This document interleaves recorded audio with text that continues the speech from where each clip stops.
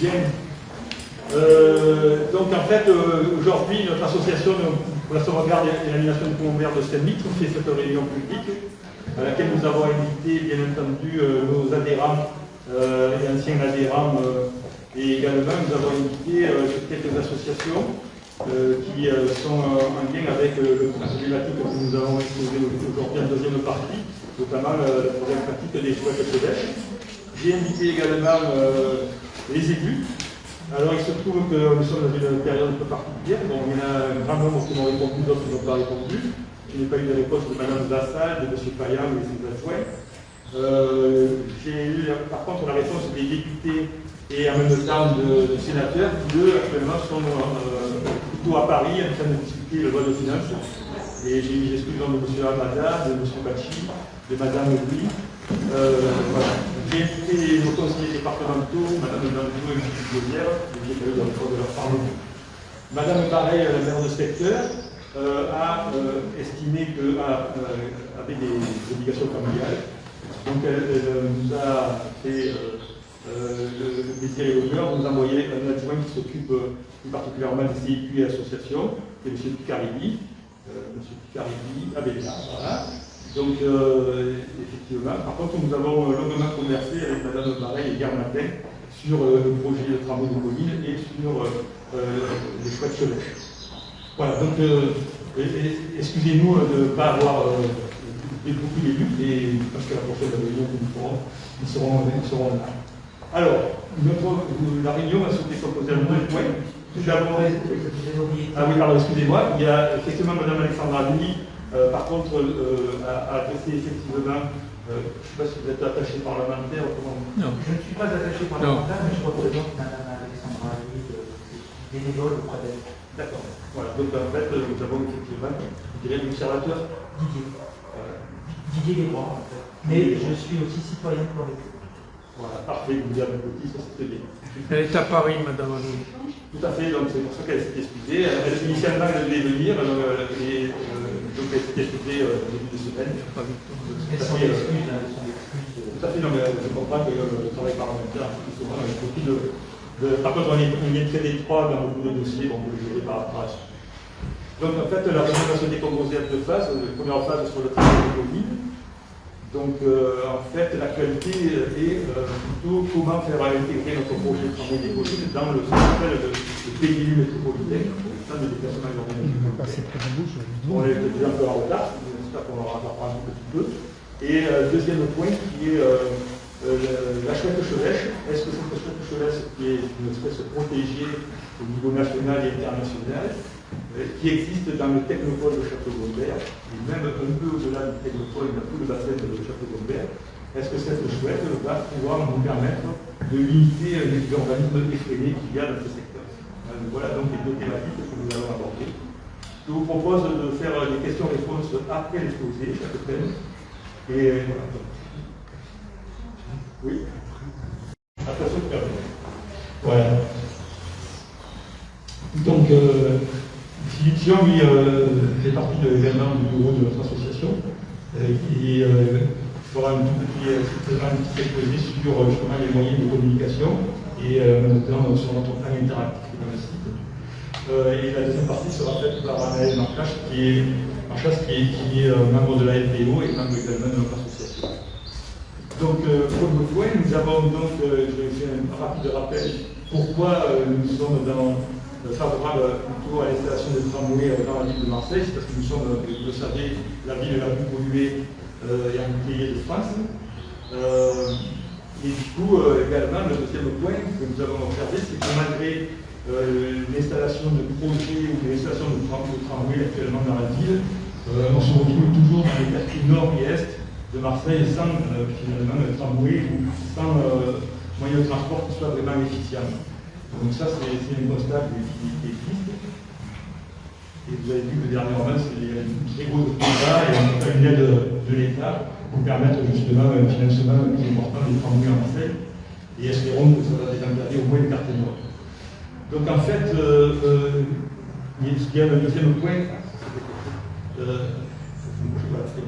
Le deuxième point, c'est que nous manquons également de pistes cyclables en tout cas, de pistes cyclables qui soient sécurisées. Il y a des petits bouts de pistes cyclables en pointillés dans toute la ville, et les personnes qui veulent prendre vraiment leur vélo, s'ils se retrouvent sur la voie normale, ils ont peur de se faire écarter.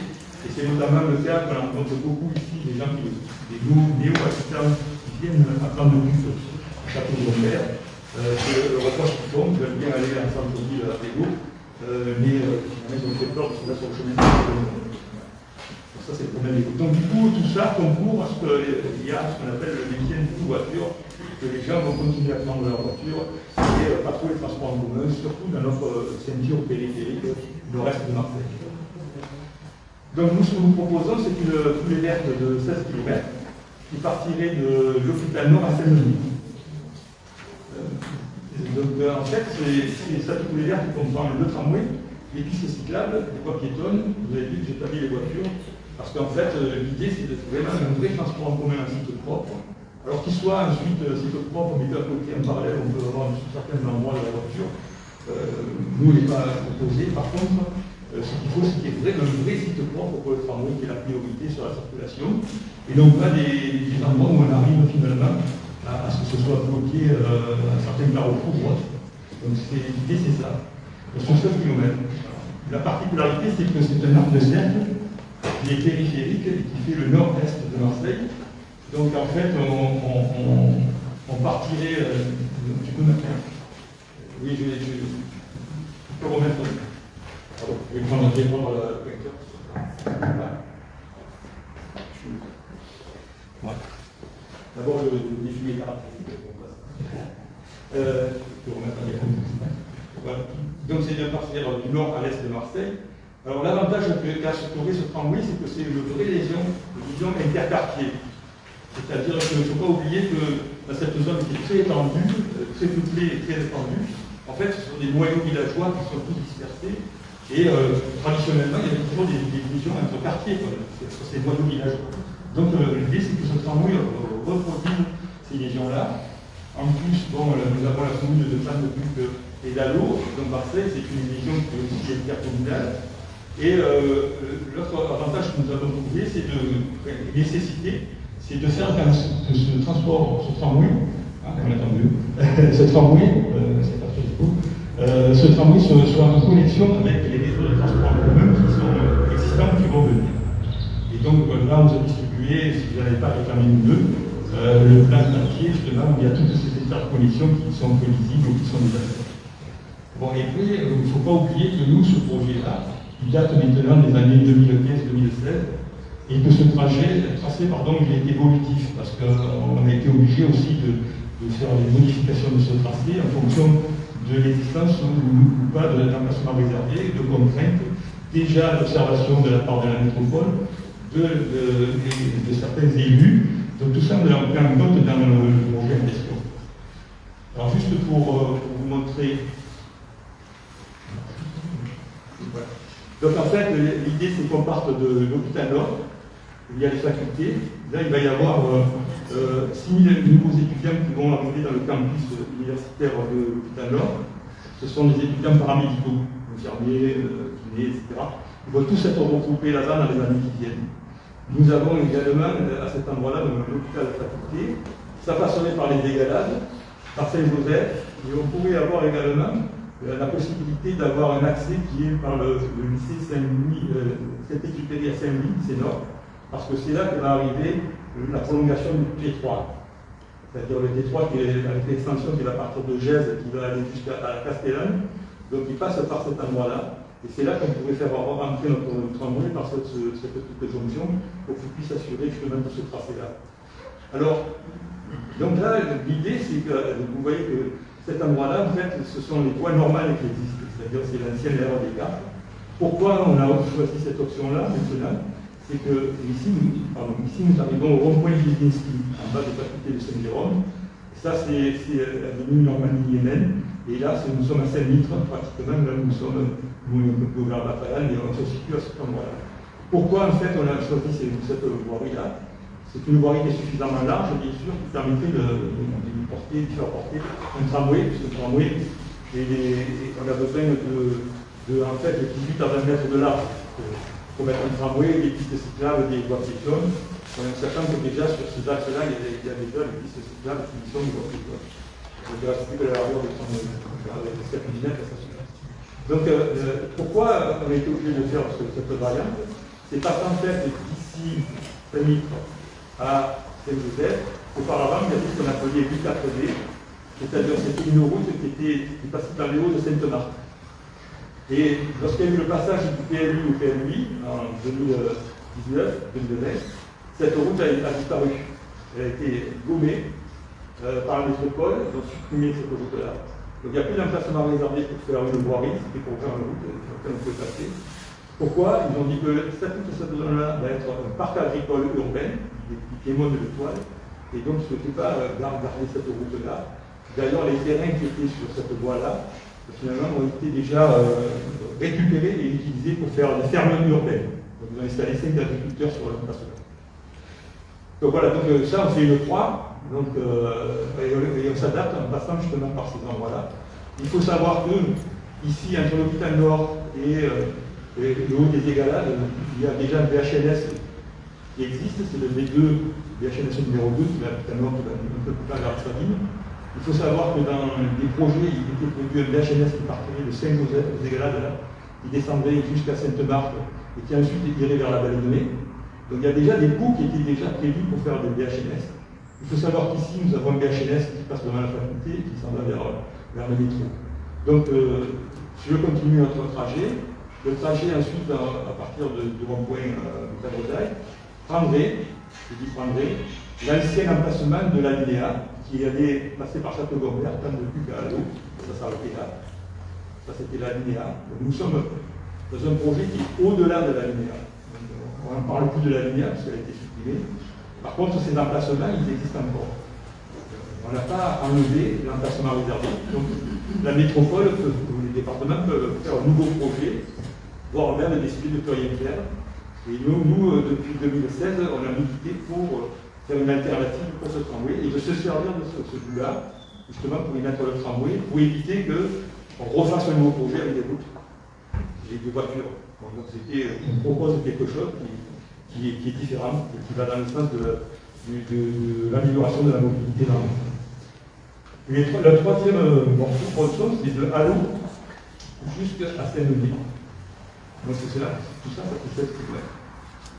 Et là, bon, on a eu plusieurs options et critiques aussi, c'est-à-dire que de Hallot aux 4 saisons, là on passe dans une zone qui est naturelle, avec des forêts, bon.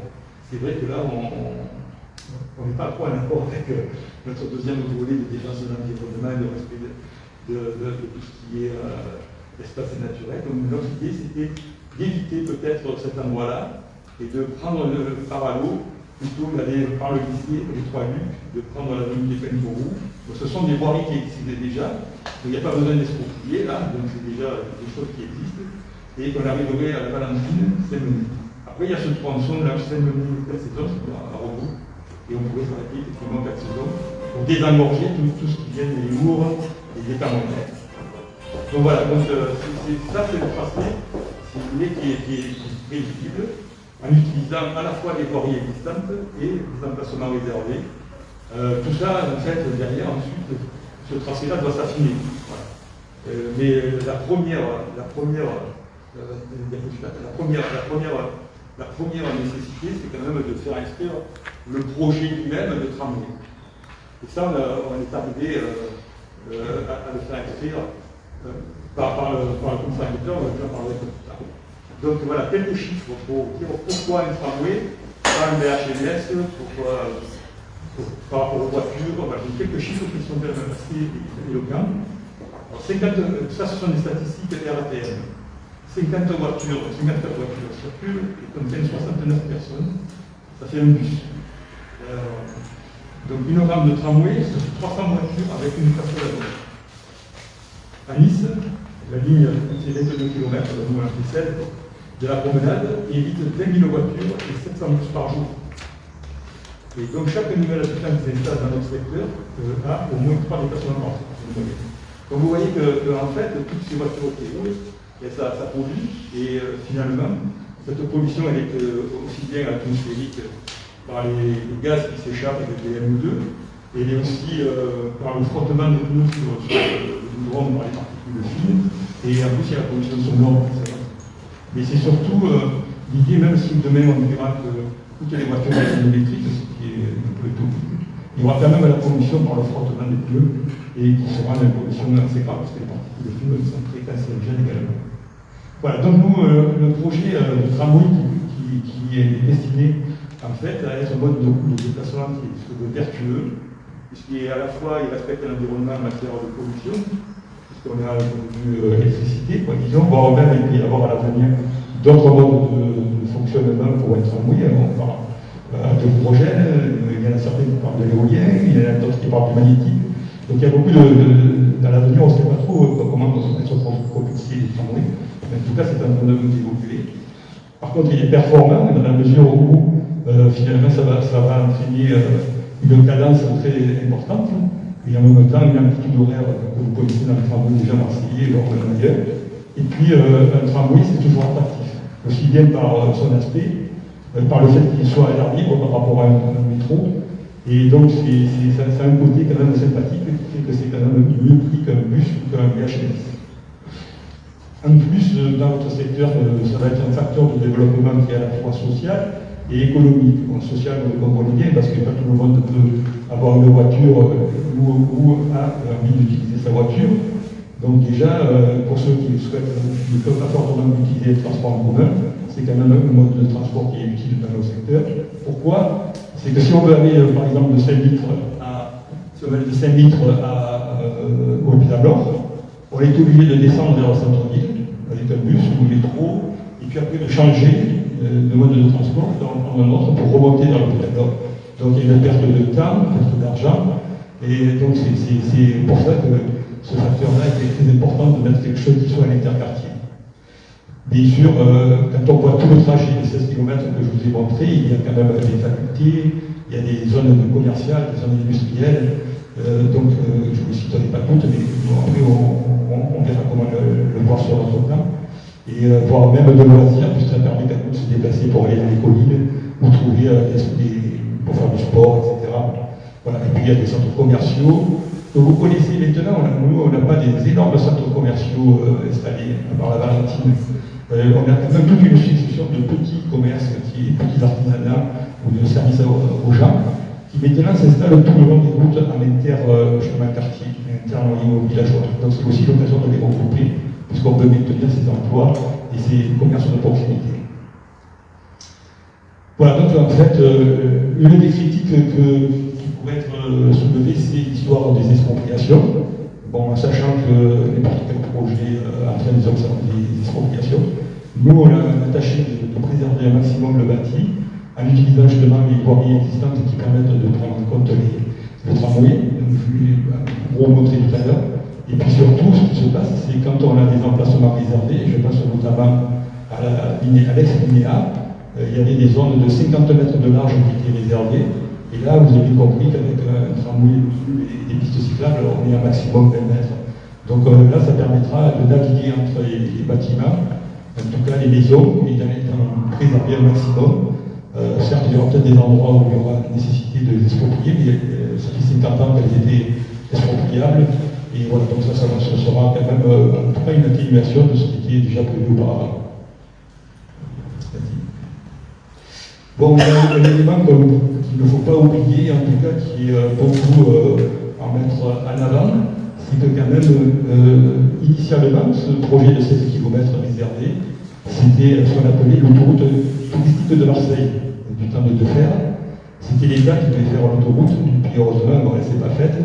Après, ça s'est transformé en une 2x2 voies pour le conseil départemental, ça s'est pas fait. Mais en tout cas, l'idée, c'était cette histoire de balcon, de vision, finalement, sur tout le bassin marseillais, au pied de l'Étoile. Et pourquoi, effectivement, ne pas se servir de cet emplacement qui est remarquable pour justement installer une voie touristique à travers le tramway qui permettrait de se déplacer, de rencontrer à la fois tout ce qui est musée, tout ce qui est village noyau-villageois qui est typique, et donc d'avoir accès également aux différents chemins de randonnée dans l'Étoile ou dans le Canada. Cette idée, elle est aussi de développer le tourisme en arc de cercle pour faire en sorte que nos quartiers nord ne soient pas toujours avec une étiquette qui soit celle qu'on connaît d'habitude. Il y a des endroits curieux à utiliser chez nous. Voilà, donc il y aura à la fois par le transport en commun, mais il y aura aussi les pistes cyclables de 16 km qui permettront aux gens de se déplacer aussi bien pour le travail que pour le loisir. Voilà, donc tout le long de ces 16 km, il y a ce qu'on appelle des points d'intérêt qu'on a relevés, pas exhaustivement, mais qui permettront de voir comment et pourquoi se déplacer là. Donc les enjeux et perspectives. Alors l'enjeu le plus important, c'est maintenant, parce que d'ici la fin 2021, il va y avoir ce qu'on appelle le plan de déplacement urbain métropolitain qui doit être adopté par la métropole. Et ça fait suite en fait à une enquête publique qui a eu lieu cet été. Et suite aux conclusions de ce commissaire enquêteur, donc il va y avoir soit une réécriture du PDU métropolitain et puis après son adoption pour les conseillers à la fin de l'année.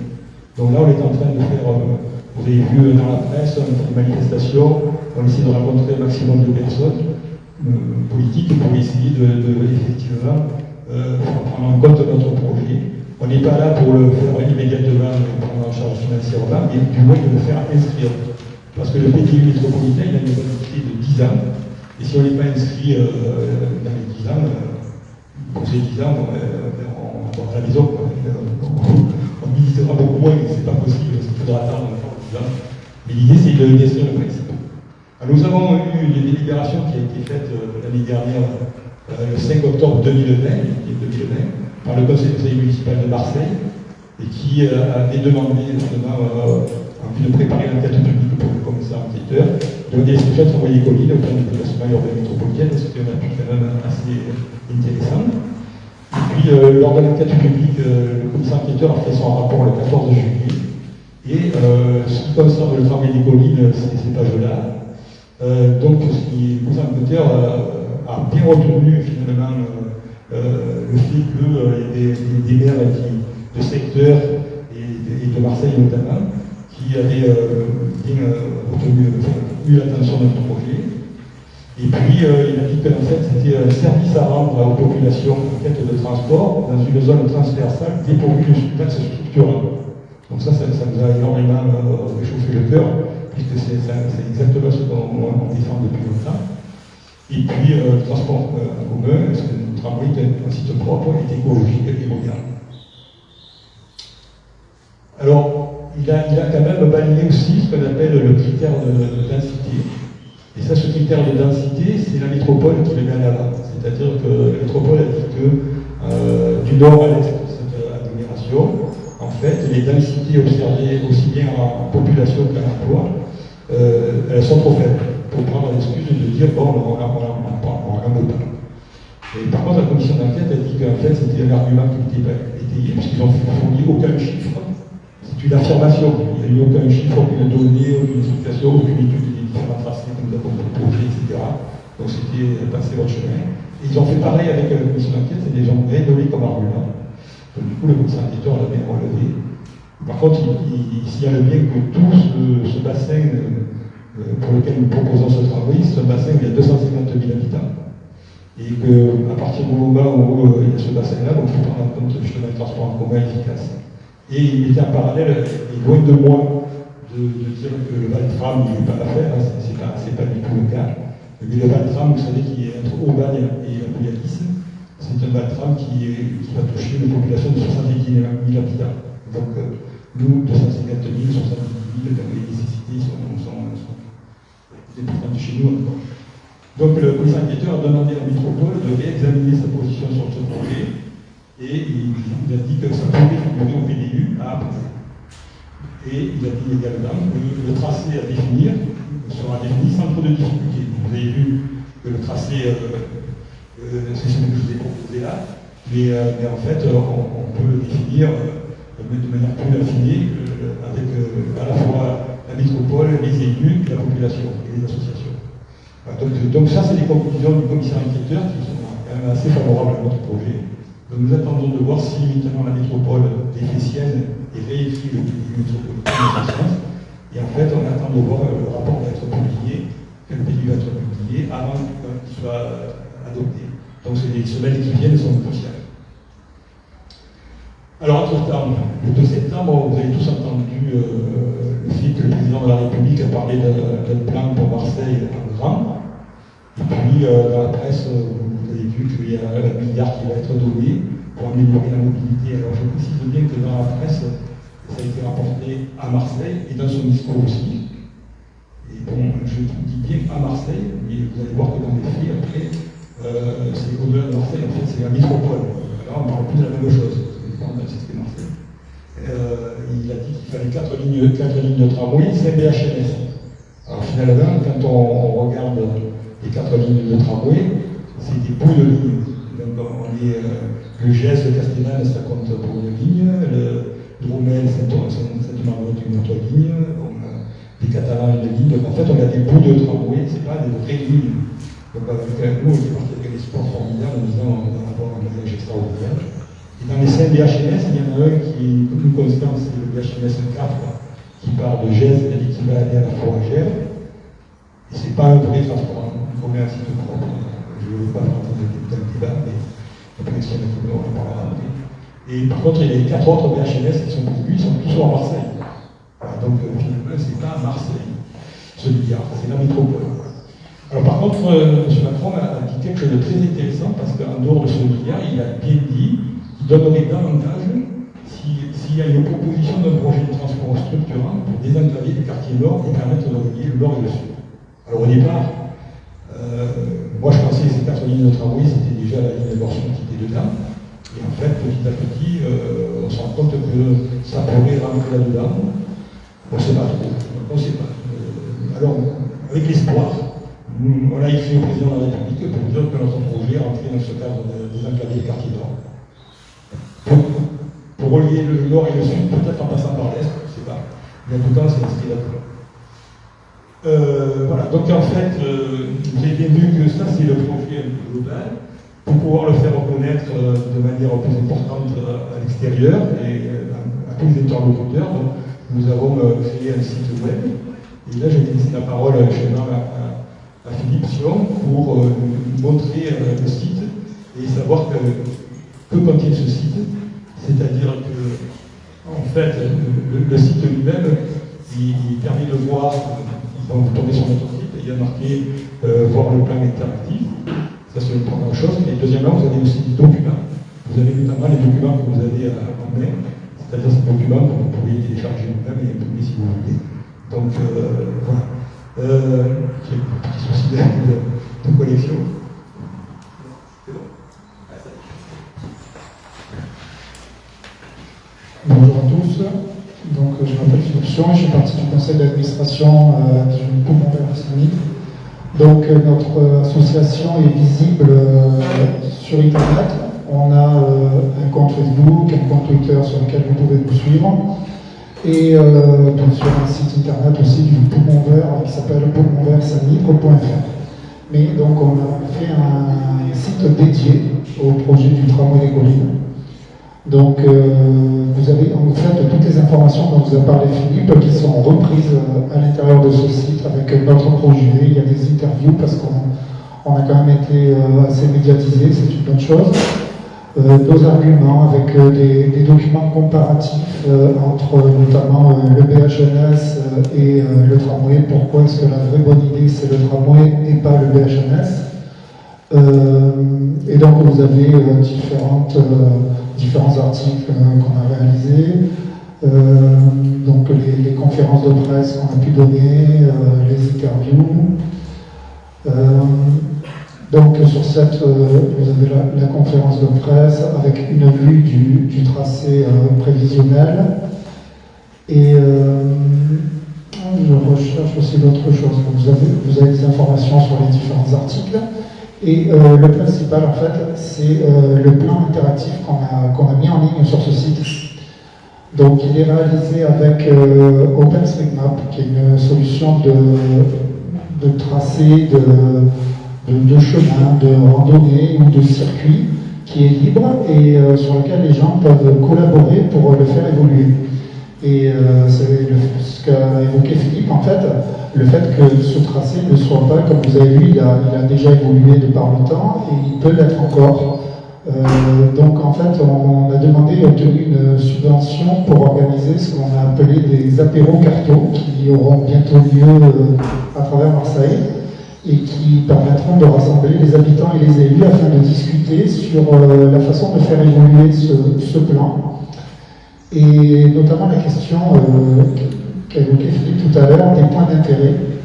Donc vous voyez, en fait, sur le plan, on va pouvoir mentionner par exemple ici les espaces verts qui font partie du tracé, ou alors les lieux culturels, ou les lieux de sport et loisirs.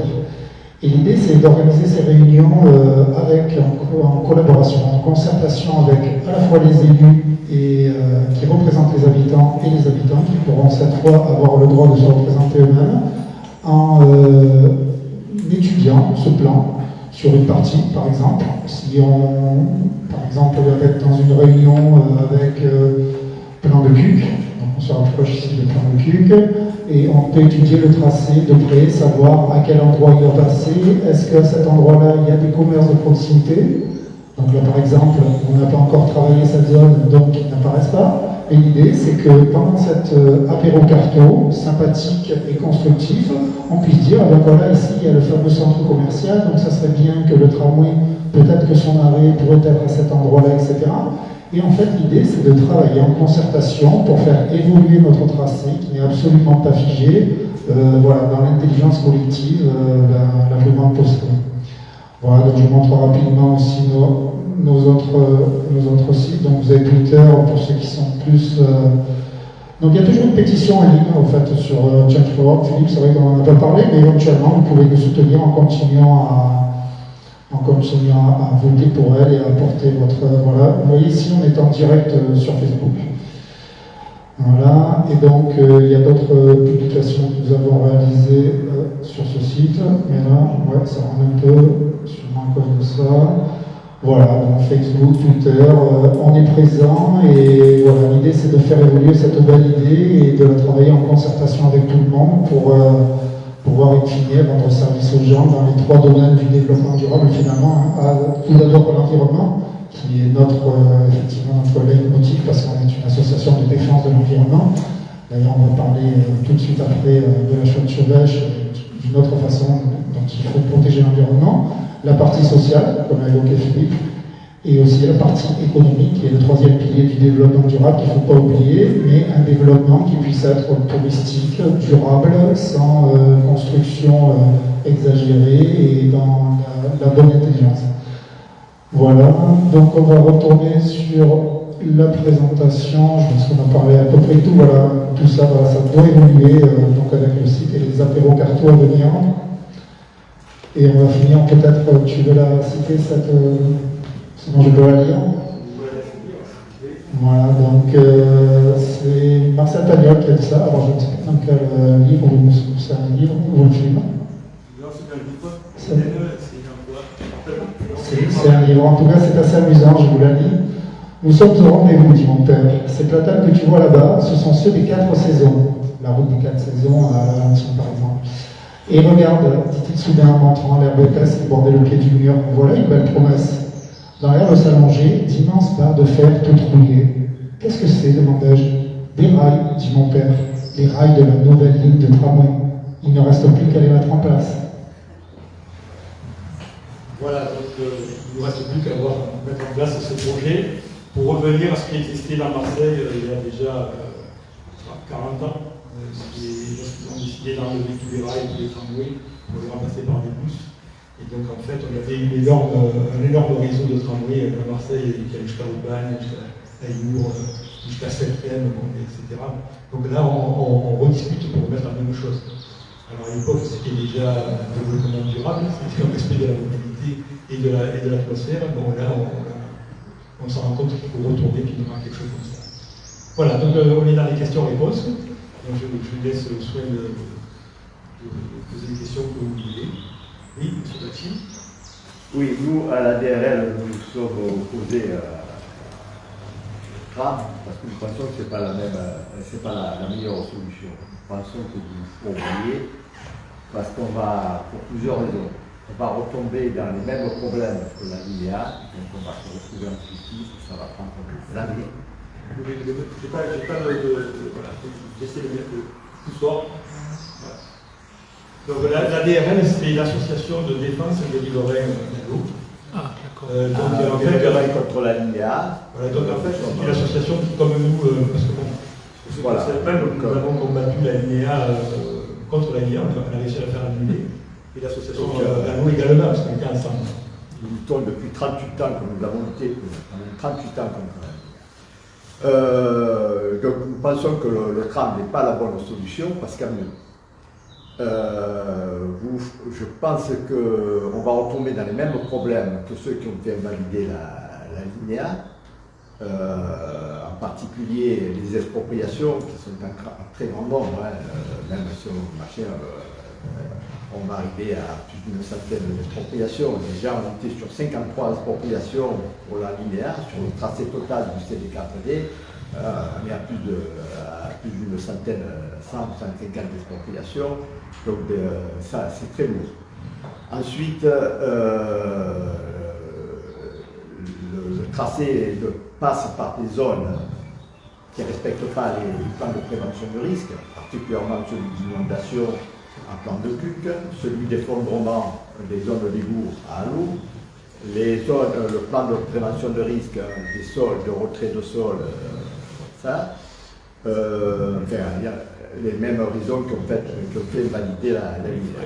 Nous pensons que la bonne solution, c'est le câble, qui présente en tout point, je dis bien en tout point, est plus performant que le tram.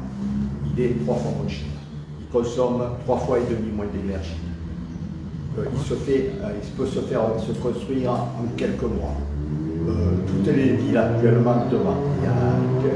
Paris demande 12 lignes de câbles. Il y a Toulouse, Bordeaux, bref, ça m'a été un grand succès. À l'étranger,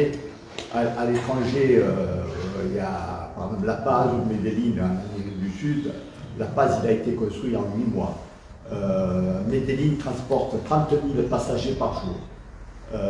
La vitesse, il est plus rapide que le tram parce qu'il est en continu et il y a des cabines qui s'arrêtent que là, aux stations, on va s'arrêter.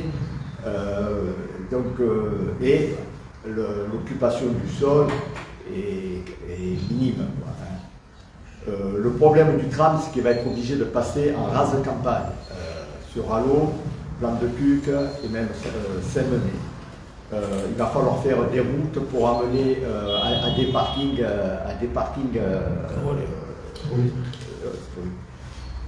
Qu'est-ce que je veux dire? Oui, donc en fait, effectivement, M. Bacci, en fait, on a 3 positions par rapport à l'ex-linéa. Il y a ceux qui ne veulent plus du tout avoir un emplacement réservé, qui vont supprimer carrément l'emplacement réservé, notamment c'est une partie de votre association. Il y a des gens qui, et de la nôtre d'ailleurs aussi, il y a des gens qui voudraient qu'on efface complètement l'emplacement réservé et qu'on redonne les terrains aux propriétaires. Puis après, on se retrouve avec le risque que dans certaines propriétés qui ne vont plus avoir l'emplacement réservé, de bâtir, et de bâtir peut-être des immeubles. Donc ça, c'est le on peut faire un changement de l'emplacement réservé. Voilà, pour des zones vertes. Hein. Exactement. Donc on peut le destiner à des jardins ou autre. Ça, c'est la première option. Mais la deuxième option, c'est d'utiliser cet emplacement réservé à quelque chose. Donc vous proposez, c'est votre fraction à vous, d'y mettre une télécabine. En gros, voilà, c'est ça le câble, c'est ça. Oui, c'est le téléphérique. Télécabine.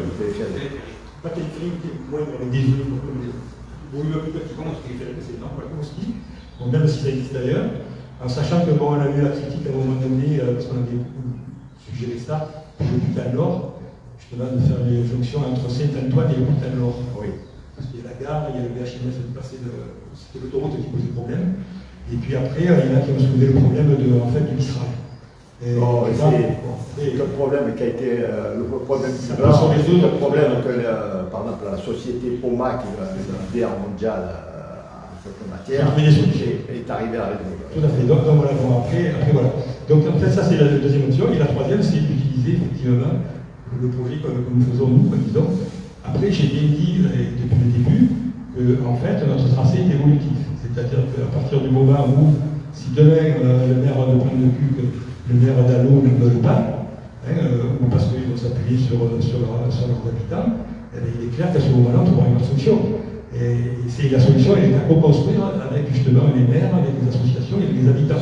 Donc on n'est pas là, on n'est pas à dire je suis pour, je suis contre. On est là dans dire voilà, il y a quelque chose qui est nécessaire pour se permettre de se déplacer du nord à l'est. Sur le principe, on est d'accord. Après, vous le partagez parce que vous proposez une solution. Donc, quand vous partagez le principe qu'il faut améliorer la mobilité par les transports en commun, libre à choisir lequel, dans nos quartiers, et ça c'est important de défendre ça, de dire qu'il faut qu'on diminue la place de voiture dans nos quartiers. Après, c'est de trouver le moyen, par où ça passe, et le financement, et la décision politique. Et ça demande un regroupement, et c'est ce qu'on propose. Je suis passé très rapidement sur la deuxième partie de la diapo tout à l'heure, sur le débat citoyen, c'est-à-dire d'arriver à la participation citoyenne à ce projet. C'est-à-dire ça se co-construit avec les citoyens, et nous on demande à être un acteur avec la métropole. Donc là, d'être toujours à la ramasse de connaître après ce que la métropole aura décidé. Ou les élus. Nous allons représenter les élus. Je pense qu'à mon avis, à un moment donné, les élus, ils sont là pour défendre leurs habitants. L'inconvénient de ce type de projet, c'est qu'actuellement, les élus, et je les comprends, ils sont pris par l'immédiateté. C'est-à-dire que je comprends le problème social, la maison qui s'écroule, le chômage, voilà. Donc c'est normal qu'ils réagissent finalement immédiatement. Là, on est dans quelque chose qui est un aménagement durable, qui est dans les 5-10 ans. Et ça, c'est une réflexion à avoir en amont, sinon ça ne se fera jamais.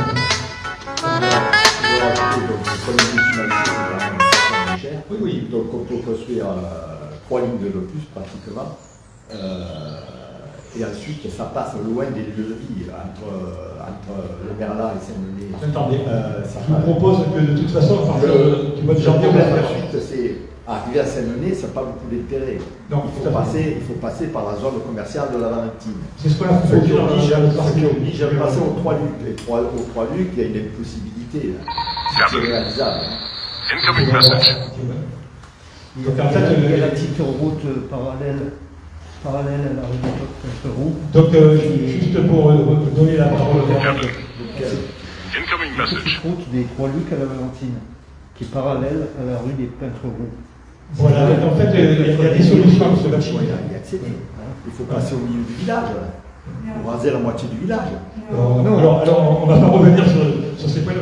On a dit que notre objectif à nous, après, c'était effectivement de faire des réunions quartier, avec CIQ, avec habitants, avec associations, pour définir au mieux le tracé, justement, et prendre en compte les impossibilités ou autres. Et on est là pour...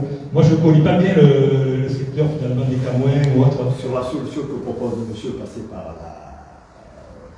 la route parallèle de Valentine, le problème, c'est une route dangereuse parce qu'il y a des effondrements.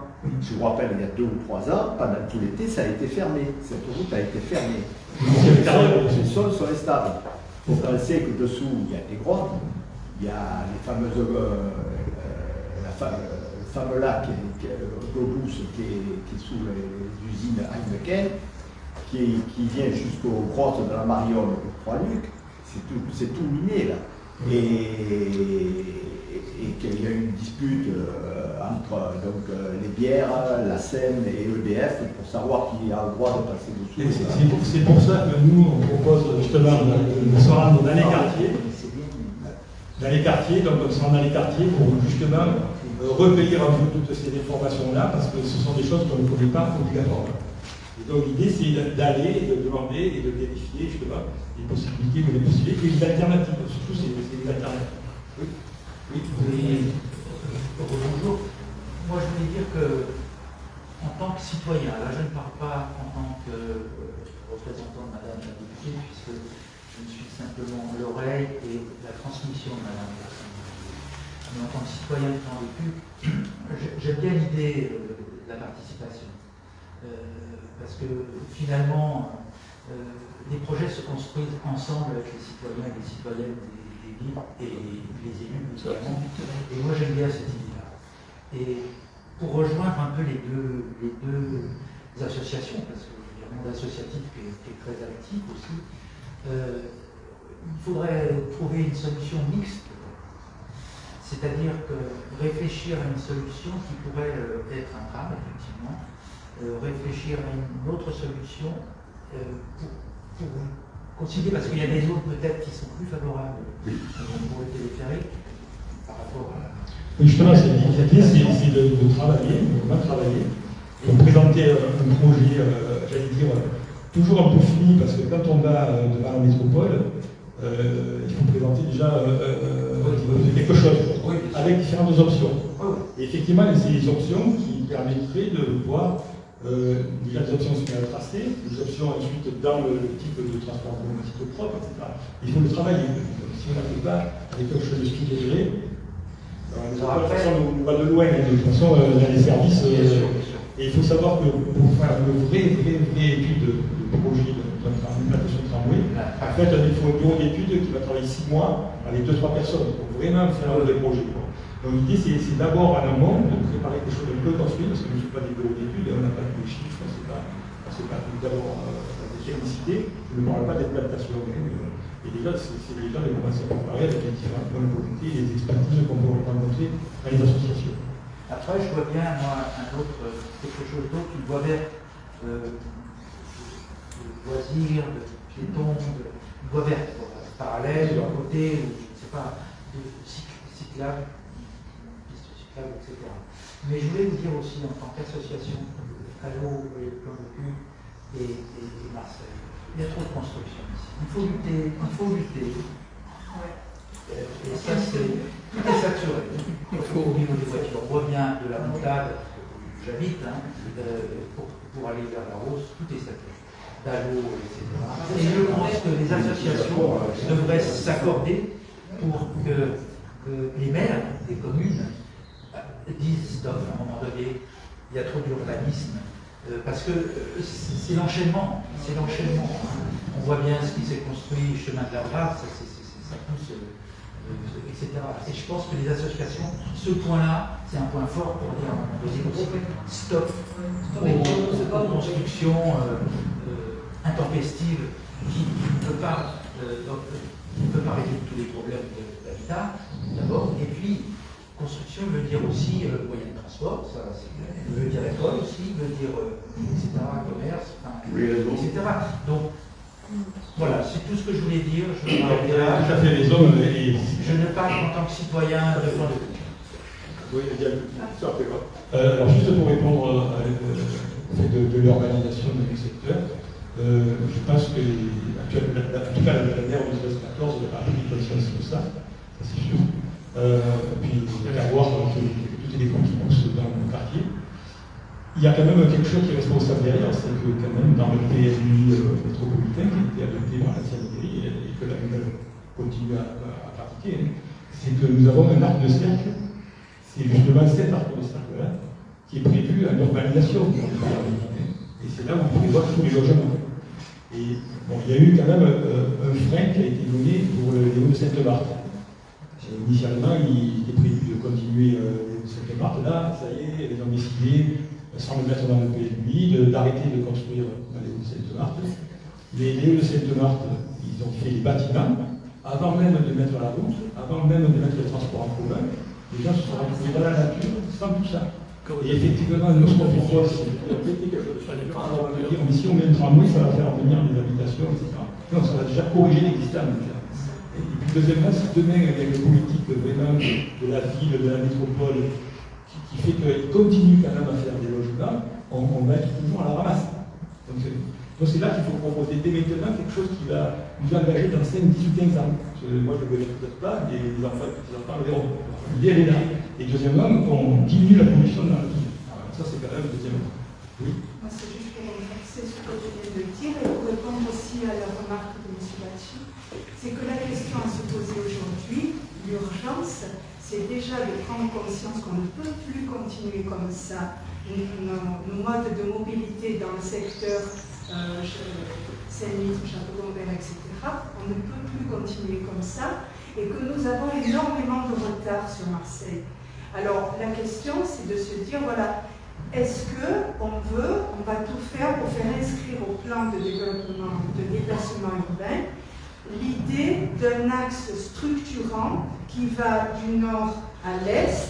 C'est de ça dont nous avons besoin. Pour l'instant, c'est ça l'urgence. Ça ne veut pas dire, et on le sait très bien, qu'en claquant des doigts, on aura un joli joujou de suite demain. Et la question de dire par où ça passe exactement, comment on va faire, etc., eh bien, c'est l'idée de travailler ensemble dans une gestion participative, sociale, démocratique, complètement. Ce qui nous manque également énormément. Il y a énormément de choses où la population s'aperçoit « Ah, mais c'est trop tard, pourquoi ils ont fait ça? Ah, mais on n'a pas su !» Et voilà. Et pour savoir, il faut aller à l'information, et les associations, elles font tout ce boulot d'aller chercher les petites informations qui n'arrivent pas dans le quotidien de monsieur du Quidam, quoi. Donc, il faut aussi pouvoir faire avec les associations qui proposent d'agir ensemble, et ça ne veut pas dire que tout est plié, ça y est, on va dire ça, et effectivement la remarque que vous avez faite, M. Bacci, elle est très intéressante, mais l'intérêt c'est de travailler justement avec les habitants concernés, mais on n'en est pas là. Là, la priorité c'est de savoir si oui ou non, on a compris qu'il y avait une urgence dans le mode de déplacement, et si oui ou non, on veut cette spécificité de créer un axe structurant de déplacement propre qui va du nord à l'est. C'est ça la question. C'est pas encore de dire ah oui, mais on le veut avec les portes rouges, etc. Vous voyez? Oui. L'exemple de M. Noé. Alors effectivement, je comprends ce que M. Roberta Luis. Nous nous battons aussi, nous avons un projet, vous connaissez bien, de 100 logements ombrés. Alors on a un gros projet à Château-Robert déjà, qui est embué, la petite chaussée, il n'y a pas de voie du tout de circulation. Il y a un deuxième projet en face, pratiquement, de Bouygues. Et ensuite ils vont faire aussi un archiquement au-dessus de la poste. Alors ils construisent un archiquement, il n'y a pas de transport en commun du tout, ils font l'inverse. Il n'y a pas de commerce, il n'y a pas de crèche, il n'y a pas de collectivité, rien. Alors bon, nous nous opposons bien sûr, vous le savez, avec Château-Robert. Mais je ne sais pas ce que ça va donner, mais en tout cas on se bat. Mais c'est scandaleux, c'est hors de chaos de mettre notre Château-Lambert et les alentours complètement à l'envers. Et là déjà on est 1h30 à toute heure du jour, n'importe quand, on est bloqué. Donc Madame Chaboche va venir, c'est Cardalet, c'est Caradet qui a signé à l'époque. Madame Caradet, bravo, grâce à Gaudin. En attendant, on est victime. Et nous on mourrait, je ne sais pas comment on va faire, parce que déjà on n'a pas d'urbanisation, pas de retour en arrière. C'est 100 logements qui vont détruire aussi l'habitat des animaux, vous le savez. Là, on se bat vraiment. Donnez le lien alors avec la deuxième partie. Voilà. Donc, là, il faut vraiment qu'ils cessent l'urbanisation anarchique, la bétonisation massive, la destruction de tout. Ça, donc, en fait, on va faire la deuxième présentation. Et après, moi, j'ai terminé après qui c'est des réseaux qui ornithologue qui s'occupe des chouettes chevêches. On va embrayer justement sur le problème de l'organisation.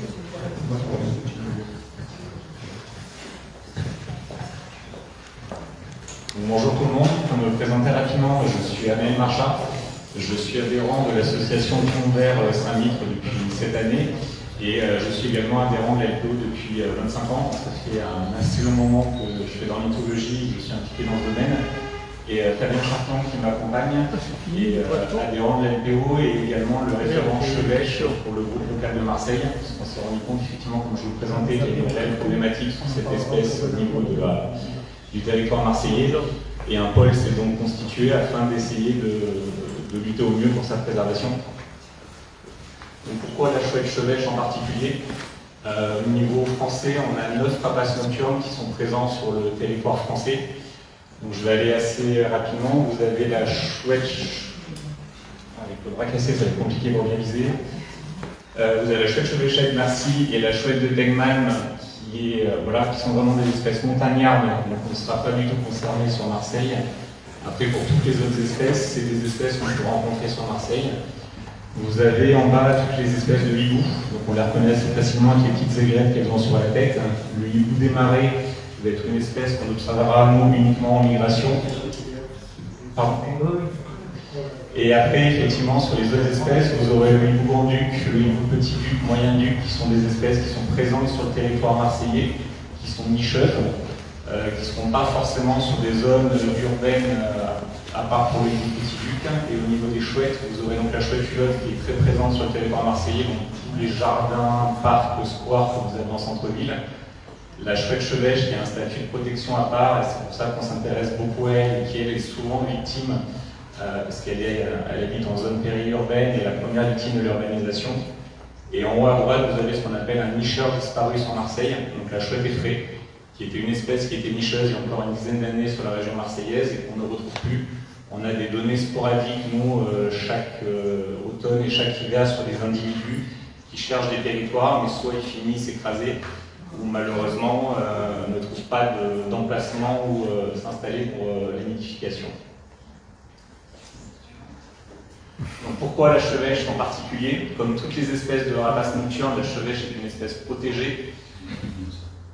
C'est également ce qu'on appelle une espèce clé de voûte, c'est-à-dire que c'est un prédateur.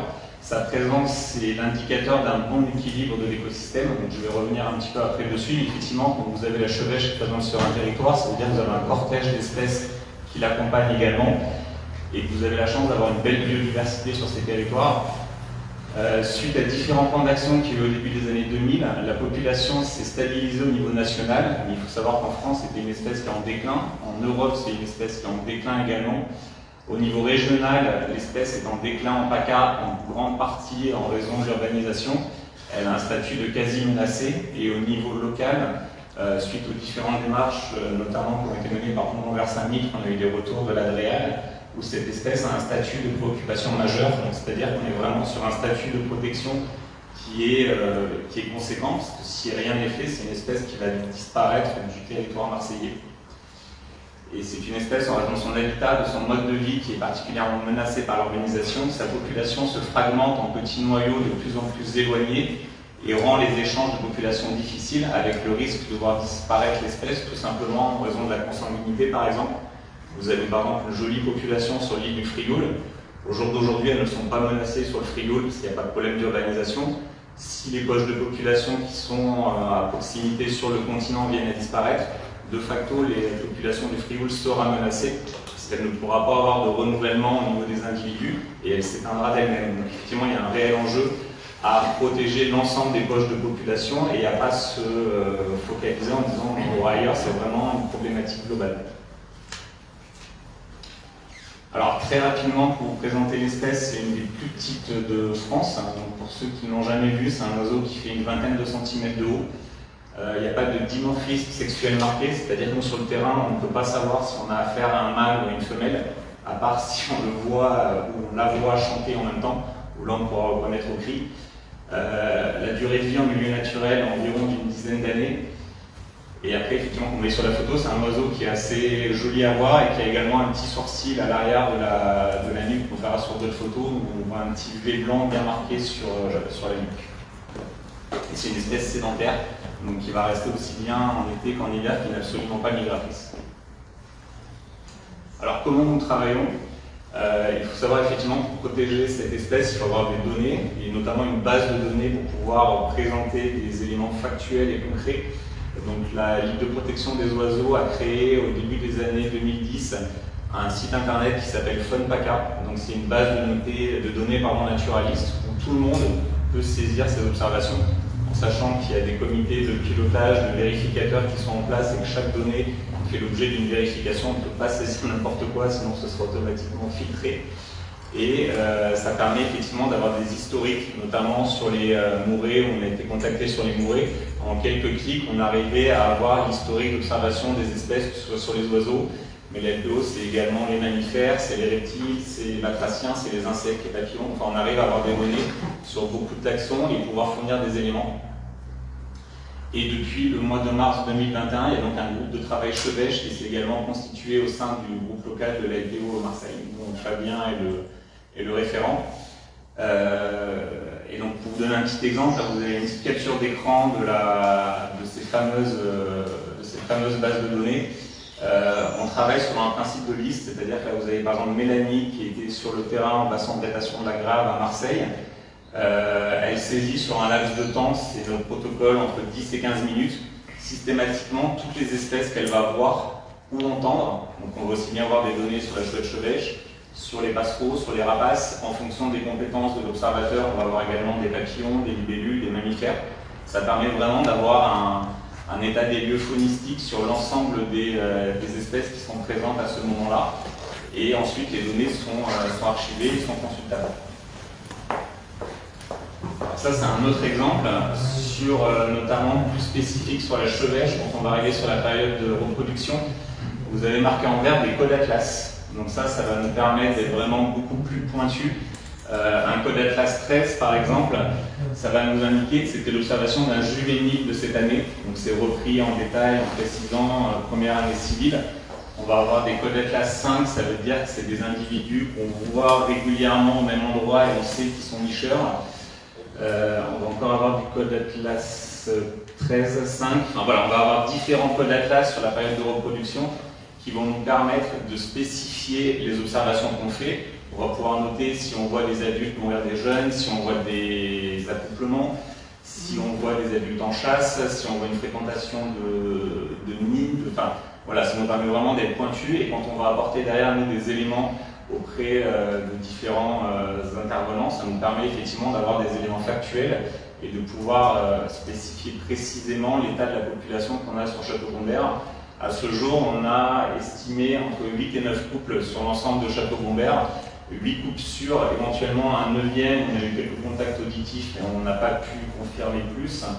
Et sur ces 8 couples, cette année, on a pu confirmer la reproduction pour au moins 5 d'entre eux, en sachant que c'est un travail qui a demandé pour le groupe Chevêche et plusieurs centaines d'heures de terrain qui ont été faites sur Château-Gombert et qui sont du coup représentés. Enfin, l'avantage de cette base de données, c'est que tout effectivement derrière est archivé et ça permet de transcrire toutes ces heures de terrain qui ont été effectuées.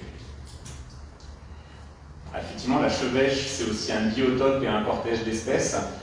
Sur la première photo, vous avez un oiseau qui est assez spécifique, notamment au niveau des mourets. C'est la fauvette pichou. Donc c'est une petite fauvette méditerranéenne qu'on trouve normalement en garrigue. On la trouve très rarement en zone urbaine.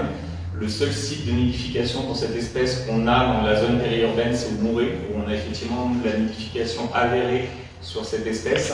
Et elle a encore un statut de protection plus élevé que la chevêche parce qu'elle est en vulnérable au niveau régional et menacée au niveau national. Donc on est vraiment sur une espèce qui est extrêmement sensible et j'ai été le premier surpris effectivement de voir que dans les bases de données, on avait des données de nidification avérées avec des nourrissages sur des jeunes dans les années 2018 sur les mourets. Et effectivement, dès le début du mois d'avril, puisque c'est une espèce migratrice, on va essayer de pouvoir confirmer ces observations et ces données pour voir où on en est. Sur la photo du milieu, vous avez un aigle botté. Donc c'est pas l'aigle de Bonelli qui est nicheur dans les calanques, puis c'est un rapace qui est exclusivement migrateur. Donc ça reflète en fin de compte la diversité de milieux que vous pouvez avoir sur Château-Gombert. Château-Gombert, c'est vraiment pour moi le dernier endroit dans Marseille où vous allez avoir de la nature en ville. Vous allez avoir réussi à avoir des espèces migratrices qui vont être présentes. Cette année, par exemple, vous avez une centaine de cigognes qui sont arrêtées pour une après-midi dans les champs de Château-Gombert, tout simplement parce que dans Marseille, le seul endroit où on peut avoir ça, c'est encore ici. C'est du coup un axe de migration également pour les rapaces. Et l'oiseau qui est tout à droite est une bécassine double. J'étais M. Picarelli avec nous ce jour-là quand on a pu l'observer. Donc c'était sur le bassin du parc Athéna. Donc toujours sur Château-Gombert. Donc là, c'est vraiment une spécificité que j'ai dû faire apparaître sur la diapo. C'est une espèce, sur les 70 dernières années, elle a été vue 50 fois en France. Donc on est vraiment sur une espèce qui est normalement absolument pas présente sur le territoire français. C'est une donnée qui a été soumise au comité d'homologation nationale au Muséum d'histoire naturelle de Paris, tellement on est sur de la donnée sensible. Et c'est effectivement une espèce qu'on arrive à observer sur le territoire marseillais, encore une fois sur Château-Gombert, parce qu'on a une continuité, on a des zones avec la présence de la chevêche, un cortège d'espèces, mais aussi une petite maille de territoire qui est encore à l'état sauvage et où on arrive à avoir des espèces qui vont s'arrêter en migration. C'est des exemples que j'ai pris parmi les plus emblématiques, mais un autre exemple, on avait fait une visite il y a 15 jours avec la députée Alexandra Louis sur Château-Gombert qui lui présentait notamment certains sites où la chevêche était présente. En l'espace de 3 heures, une période hivernale où il n'y a pas forcément beaucoup d'espèces pour nous, c'est 40 espèces d'oiseaux qui ont été recensées. Sur les 3 sites à Chevêche où on est passé, on a pu voir 4 individus. Enfin, aujourd'hui, on arrive à avoir vraiment une bonne connaissance de ce territoire et on commence à avoir énormément de données qui montrent qu'il a un réel intérêt et un réel enjeu. Tu as mis cette diapo au niveau du bassin du parc Athéna. Pour ceux qui connaissent, c'est un tout petit bassin qui n'est pas... Quand on y va, on n'a pas vraiment l'impression qu'il peut avoir un enjeu particulier. Sur Marseille, on observe 280 espèces d'oiseaux en tout, en comptant la migration.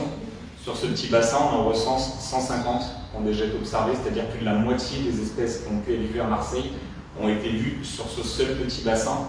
Et pour moi, ça reflète bien, en fin de compte, l'enjeu de ce territoire, parce que c'est vraiment quelque chose qui est assez unique pour nous. Alors les menaces à l'échelle de Château-Gombert, je ne voulais pas toutes les lister, parce que la plupart peuvent être réglées, entre guillemets, par la présence sur... Juste un peu décalez-vous, vous n'êtes pas sur la vidéo. Voilà, c'est bon. Ah, pardon, désolé. Je ne voulais pas forcément toutes les citer parce que certaines peuvent effectivement se résoudre assez facilement de la présence sur le terrain.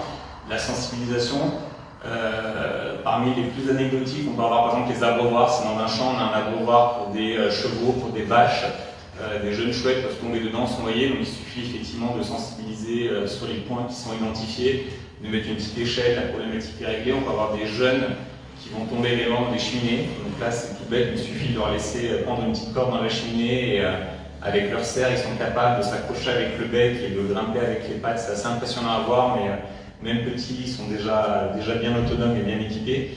Et on a également au niveau de la LPO nous, des alertes, un site internet où les gens sont en contact spontanément, de toute façon en général, quand ils ont une espèce qui est sensible et on peut intervenir assez rapidement. Donc pour moi, vraiment les 2 grosses problématiques, c'est l'urbanisation et la destruction de l'habitat.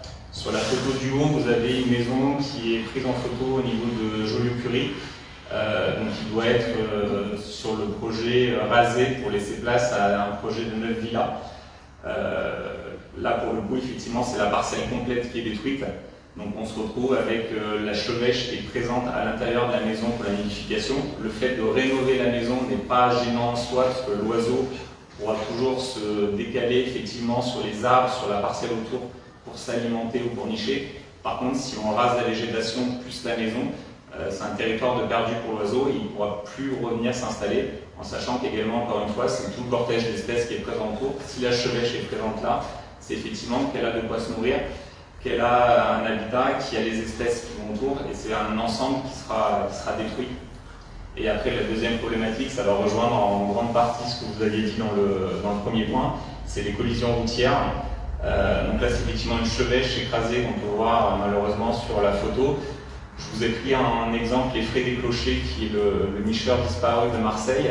En moyenne, chaque année, c'est 37 000 tués juste sur les 11 000 km d'autoroute, c'est-à-dire que la moitié des jeunes de chouettes écrées qui naissent chaque année suffit juste, remplace à peine déjà les collisions sur les autoroutes.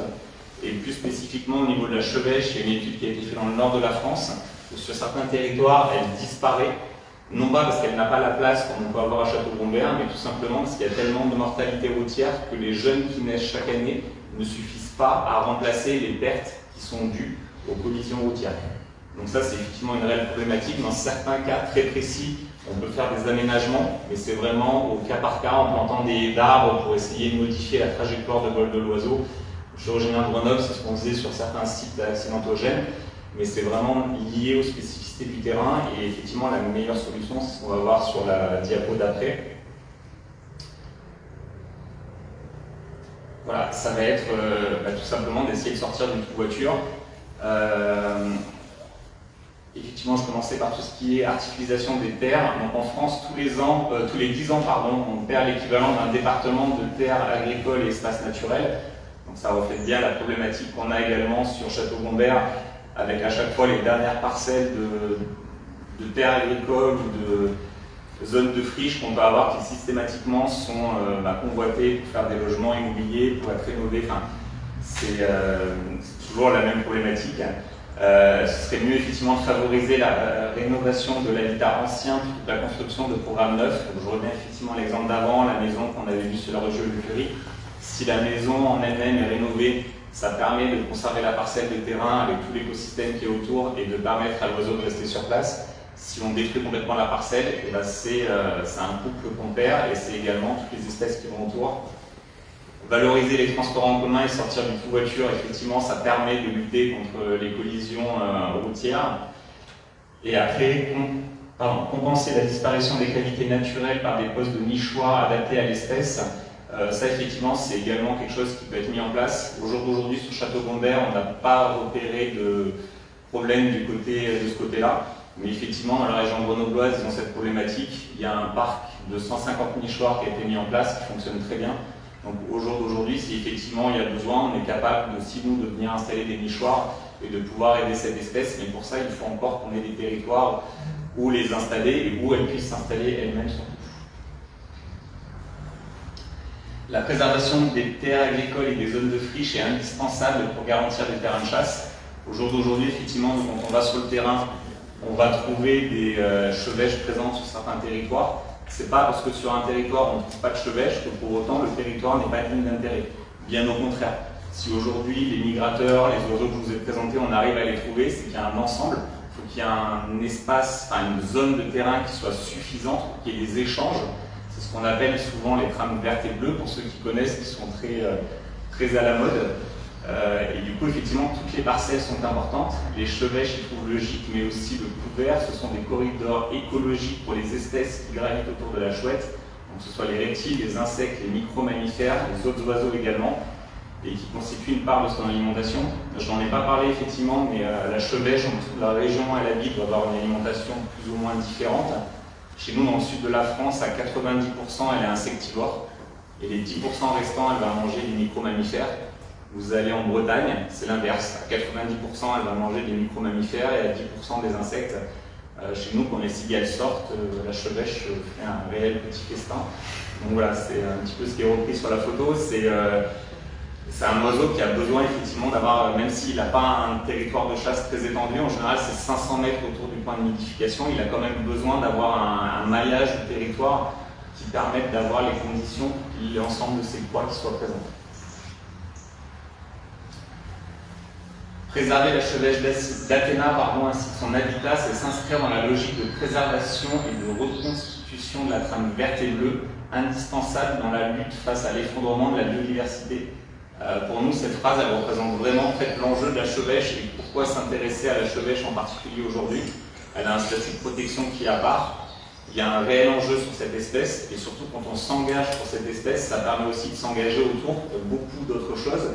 Et puis après, il y a effectivement quelque chose qui est non négligeable, c'est qu'elle a un fort capital sympathie. Là, elle nous fait une petite tête mutine sur la photo.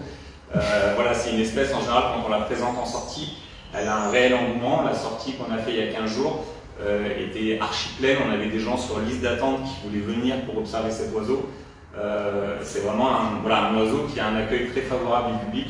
Toutes les photos qui ont été prises, je ne l'ai pas spécifié, mais ont été prises pour la chevêche sur Château-Gombert. Et celle-ci, en l'occurrence, c'est une jeune chevêche de cette année que Fabien a prise en photo au mois de juillet. Philippe était avec nous d'ailleurs, on l'a vu apprendre à chasser sans grand succès quand on était là, mais voilà, elle apprenait, elle faisait ses armes. Ça, je crois que c'est toi qui prends le relais. Merci André. Voilà, oui, vous avez compris que en fait, là, nous sommes dans un premier plan qui est purement préservation finalement de la diversité et notamment au niveau des oiseaux, mais comme a dit Anaël, c'est tout un ensemble à préserver. Et on a, entre guillemets, la chance d'observer ça sur le Château-Gombert. Nous sommes partis d'abord par le technopole, puisque là, vous voyez, la maison dont a parlé Alain tout à l'heure, c'est vraiment à l'angle de Einstein et de Joliot-Curie, mais à côté d'un lotissement qui s'appelle les Cities. Et donc, ça a été les voisins des Cities qui nous ont alertés. Non, c'est d'abord Alain qui l'a trouvé sur un panneau, Mélanie qui a trouvé sur un panneau de permis de construire. Et puis après, on est allé voir les habitants des Cities. Nous ont raconté l'historique de cette maison du permis. Mais à partir de là, ça nous a permis de dire que finalement, il y a peut-être un moyen de préserver cet environnement par la présence de la chouette chevêche. C'est pour ça qu'il y a un deuxième panneau avec une banderole longue, finalement, à la destruction de la chevêche. C'est qu'en fait, détruire la chouette chevêche, c'est détruire cette biodiversité de ce point-là et la remplacer par de l'urbanisation et par Qu'est-ce qu'est-ce qu'on a fait dans ce cadre-là pour pouvoir justement éviter la destruction de cet angle de terre?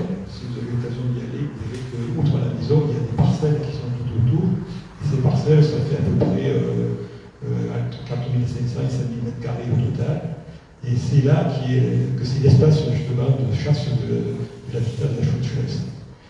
Donc nous avons alerté dans un premier temps la SOLEAM. La SOLEAM, c'est l'organisme qui s'occupe de gérer tout le technopole de Château-Laumberg en termes d'installation des entreprises, de fabrication, de mise en place des voiries, etc. Donc ça, c'est son rôle en tant qu'aménageur.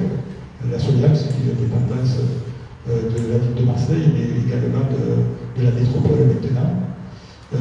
Donc nous avons alerté la SOLEAM pour leur dire qu'il y avait cette chevêche sur le terrain. Après, je ne sais pas s'il y a une diapo suivante qui va dire quel est le statut de cette chevêche en reste. Ce qui est important, c'est que si on détruit une espèce protégée, en règle générale, ça c'est interdit par le code de l'environnement, qui dit même, là on n'a pas tout mis, mais qui dit même que celui qui détruit est susceptible d'aller au pénal et de payer de l'ordre indemnité. Donc ça c'est quand même quelque chose d'important en termes de protection de l'espèce. Donc on revient en arrière. Donc du coup on a écrit à la SOLEAM dans ce sens-là. Au départ c'est de dire voilà il y a une chevêche, qu'est-ce que vous envisagez de faire? Et la SOLEAM immédiatement a dit je vais faire quand même un inventaire sur cet endroit-là. C'est-à-dire de vraiment chercher à confirmer l'existence de cette chevêche. Et donc elle va adresser, comme elle l'a déjà fait, missionner un bureau d'études pour faire justement une étude de naturaliste sur ce terrain-là. Malgré notre demande de participation, pour l'instant, ils ne nous ont pas invité à collaborer avec ce bureau d'études avec eux. Mais l'alerte a été donnée. On a alerté le préfet en même temps, puisque il se passe une particularité, c'est que quand vous avez une chevêche protégée, ou une autre espèce protégée, si vous souhaitez quand même réaliser votre projet, vous êtes obligé de demander au préfet l'autorisation de détruire ou d'aménager l'habitat de cette espèce, donc de manière officielle. C'est-à-dire c'est le préfet qui fait un arrêté en disant oui, vous avez le droit de détruire cette espèce-là parce qu'il y a un énorme intérêt général. Sinon, si c'est l'intérêt particulier, en général, ça ne marche pas. Hein. Bon, mais là, en l'occurrence, pour ce permis de construire, c'est un intérêt particulier, c'est un promoteur. Donc, c'est pas une route, c'est pas un commissariat. Donc, il n'y a pas d'intérêt général. Voilà. Donc, le préfet a été alerté. Et le préfet a quand même pris une bonne initiative, c'est qu'il a demandé à ses services, qui s'appelle la DREAL, la Direction Régionale de l'Environnement, donc de décrire finalement à la SOLEAM pour l'avertir qu'il y avait cette espèce protégée sur le terrain. Il a averti l'intitulé de l'article, je pense qu'on ça, tout le monde est bien informé des risques, et a invité finalement la SOLEAM à faire des prospections pour vérifier de manière très fine la présence de cette espèce protégée. Alors, ce n'est pas uniquement sur la parcelle, c'est sur la zone de la ZAC. C'est-à-dire qu'en fait, on est dans la totalité du technopole. Donc, il est de définir ensuite les modalités, effectivement, de savoir si on interdit complètement la destruction, s'il y a des possibilités d'aménagement. Et la troisième possibilité, c'est ce qu'on appelle des compensations, c'est-à-dire que la compensation, c'est de dire vous payez le somme, et puis vous faites ce que vous voulez. Et avec cette somme-là, on va planter des oliviers ailleurs, on va mettre des perchoirs sur le Frioul, etc. Bon, ça, on ne peut pas, hein, ça comprenez bien qu'en tant qu'association de défense de l'environnement, nous, on est dans éviter, réduire, les armes et compensations, on ne peut pas, donc ce qu'on cherche, c'est éviter. Voilà. Donc c'est l'évitement qu'on veut mettre à l'avant. Donc on revient, ce qu'on a dit au précédent. Qu'est-ce qu'on a fait en même temps? On a averti le promoteur, qui bien entendu, pour être recommandé en disant attention, il y a cet article-là, elle a fait la demande de préfet. Donc on n'a pas eu de nouvelles depuis le mois de juin, et on n'a pas vu non plus le bulldozer arriver, raser la maison et faire les travaux. Donc c'est que là, il est en train de réfléchir et d'attendre l'inventaire, je pense. Alors, nous avons averti évidemment la ville de Marseille, puisque c'est elle qui avait délivré le permis avant. Mais en même temps, le permis avait été délivré avec un permis de démolir. Donc, ce qui fait qu'on ne pouvait plus agir maintenant sur un permis de démolir, parce qu'il a été donné avant. Par contre, on leur a demandé d'être très très attentifs à des permis qui seraient délivrés sur des parcelles autour de la personne de la maison. préserver justement l'existant qui est là. L'existant, ce n'est pas un site archéologique, mais déjà l'existant, c'est aussi des espèces protégées, donc il faut faire attention. Voilà. Madame Marais a été avertie, et d'ailleurs, elle est venue avec nous visiter le terrain, avec M. Picarelli, donc avec les jumelles, elle a bien vu également la chouette chevêche, elle était très sensibilisée à cette chose, au même titre que Madame Louis, il y a 15 jours. Donc, on l'a accompagné sur le terrain. Donc voilà, donc on a averti quand même aussi les élus sur cette problématique-là. Et donc, dernièrement, on a averti le conseil départemental, parce qu'il semblerait que les parcelles autour de cette maison appartiennent au conseil départemental. Il semblerait que le conseil départemental ait vendu à la Soléane pour faire des bureaux. Et alors donc, nous, on a trouvé le fait que dans le technopole de Château-Robert, il y a suffisamment de bureaux vides, construits et vides. Et il y a même des entreprises qui s'en vont, donc qui libèrent les bureaux, que dans Marseille, il y a des endroits où il y a des bureaux qui sont vides, et à Euroméditerranée, on voit qu'il y a une masse de bureaux qui existent, et on voit que maintenant, avec le télétravail, avec le partage des bureaux, il n'y a plus besoin de faire trop de bureaux. Donc en fait, il va falloir un peu arrêter de construire déjà l'idée dans le technopole, de garder des poches de verdure dans le technopole, et voire même, j'en parle tout de suite après, dans l'extension nord du technopole. Il faut savoir que le technopole s'arrête où il y a les facultés, où il y a le polytechnique, mais toute la partie qui est entre le technopole et le village de Château-Gombert, c'est ce qu'on appelle l'extension nord du technopole. Et cette extension-là, elle n'est pas encore prévue de la bâtir, mais c'est dans le carton. Nous, notre idée, c'est d'arriver à protéger déjà ces 70 hectares d'espaces verts avec des prairies, c'était les anciennes fermes. Donc de vraiment dire que ça, c'est encore un poumon vert qu'on peut garder et faire une ferme agricole là, de proximité, et d'aller faire les alimentations des cantines par ce biais-là, tout à fait de circuit court. Voilà. Et on a la chance que ce n'est pas encore passé à l'urbanisation, et donc l'idée, c'est de préserver là. En sachant que autour du village et au-delà vers l'étoile, les piémonts des étoiles, il y a bien entendu d'autres terrains agricoles. Et l'idée, c'est d'arriver à englober tout ce bassin-là et d'utiliser le fait qu'il y a cette chouette chevêche, d'être un peu une espèce de dénominateur commun de préservation justement de toutes les autres terres agricoles. Ou ex-agricoles, parce que les terres agricoles sont passées à certains urbanisables, c'est pour ça que c'est permis qui choisissent. Bon, et on a averti la métropole également, récemment, parce qu'on a appris que c'est la métropole qui choisit les entreprises et qui démarche les entreprises dans sa fonction économique et qui les fait venir dans le technopole. Donc c'est donc la partie, justement, en disant faites attention, il y a ce problème-là, il faut qu'on le voit tous ensemble. Voilà, donc nous sommes pour l'instant dans l'attente de cette connaissance fine donc qui a été commandée par la Tréal à la Soléane. Et dans l'attente du résultat du bureau d'études, donc je vais la relancer pour savoir ça fait 6 mois du tout, où elle en est. Voilà, donc la Tréal, donc là, j'avais oublié que c'était là où il y avait l'histoire de la demande de dérogation. Oui. Je voulais juste apporter une petite précision. Effectivement, quand le préfet demande à un bureau d'études de venir confirmer la présence de la chevêche, il faut savoir qu'on n'a pas eu de retour de ce bureau d'études. Mais le site naturaliste dont je vous ai présenté, la LPO Funpaca, est un site qui est, une fois sur deux, sollicité justement par les bureaux d'études pour avoir les données terrain, parce qu'eux, ils ne les ont pas forcément. Et c'est vraiment un site de référence. Donc aujourd'hui, c'est la démarche, effectivement, de demander à un cabinet naturaliste de venir confirmer la présence de l'espèce. Mais nous, le travail qu'on a fait en amont l'atteste de façon irréfutable. Et du côté du cabinet naturaliste, il n'y a pas de mauvaise surprise à attendre, effectivement, sur la présence de l'espèce au sein du technopole, parce qu'on a vraiment nous, des données qui sont factuelles et irréfutables. Voilà, je veux juste avoir cette précision pour bien remettre les choses en contexte. C'est d'ailleurs ce qu'on a fait, on a envoyé un extrait de... Voilà, on a extrait les données sur une année. Sur une année, on l'a envoyé justement pour, notamment à la Soléane, et au préfet, de manière à ce qu'ils aient déjà les éléments déjà faits de manière externe par rapport à une étude, et donc pour l'étude, on aura qu'à le confirmer. Voilà. Donc en fait, voilà, merci pour votre attention en ce qui concerne la chouette chevêche, et après, vas-y. Voilà. Et donc c'est le moment d'avoir des questions-réponses. concernant donc à la fois cette espèce et l'urbanisation.